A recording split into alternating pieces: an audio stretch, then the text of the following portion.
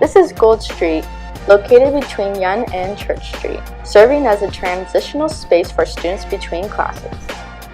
Gould Street is a gathering space for university activities like Frost Week, networking events, farmers markets, and skating on the Lake Devo rink. The space is frequently occupied by Ryerson students, community members, and tourists because of its proximity to Dundas Square and the new SLC building.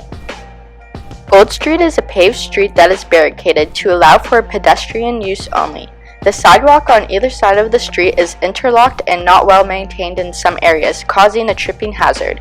Lake Devo is located on the southwest corner of the street at the intersection of Gould and Victoria, beside the Chain School.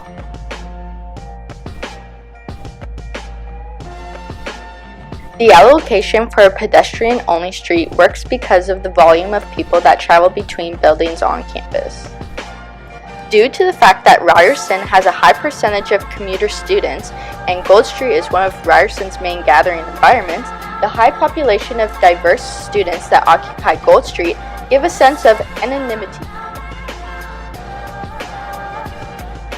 Lighting is poor, especially in the late evening within the downtown core. For example, Lake Devo is poorly lit at night due to the illumination of the unique light show on the Image Arts building. Therefore, behind the decorative rocks, you can't see if anyone is behind or lurking in the shadows. This is an issue for people, especially late at night because Gould Street usually has noticeably less people walking, leaving pedestrians in an unsafe environment.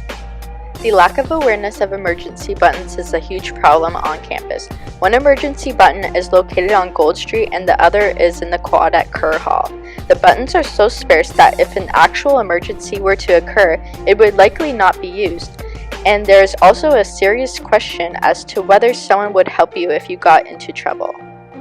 Even though there are streets and sidewalks, people end up creating new paths to travel because circulation to major landmarks was not taken into consideration in the design. Lake Devo's location is not ideal because people often cut through it to get into Dundas Square or into the Tim Hortons. In many cases, the erosion theory would apply, but since Lake Devo and Gould Street is all made of concrete, no erosion has occurred. But it is good to think about how important circulation is when designing transitional spaces. Gould Street has an offending smell that seems to have a permanent presence. This makes areas of the campus very undesirable places to be. There is only one map on Gould Street to help you navigate the campus. There should be better signage. Brighter and more ample lighting should be provided in places, for example, Lake Devo. This would help create a better sense of security, especially in the evening for people passing through. Allocating more emergency buttons on campus with better visibility. Currently a cyan color, they seem to disappear within the masses of people, and there is only one prominent one within the main strip of Gould Street. Providing maps that allow you to better understand where you are on campus. Moving the location of Lake Devo or creating a designated path through it would also help. People want to cut through the rink because it is the quickest way to Dundas or Kerr Hall.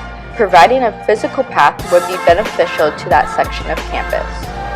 Finding the source of the smell and eradicating it would improve the campus experience and could encourage people to utilize the space provided. How will this positively impact human behavior? Positively impact the atmosphere? Students and faculty may be more inclined to stay on campus. Safety concerns could be reduced. Create more efficient traffic patterns from building to building.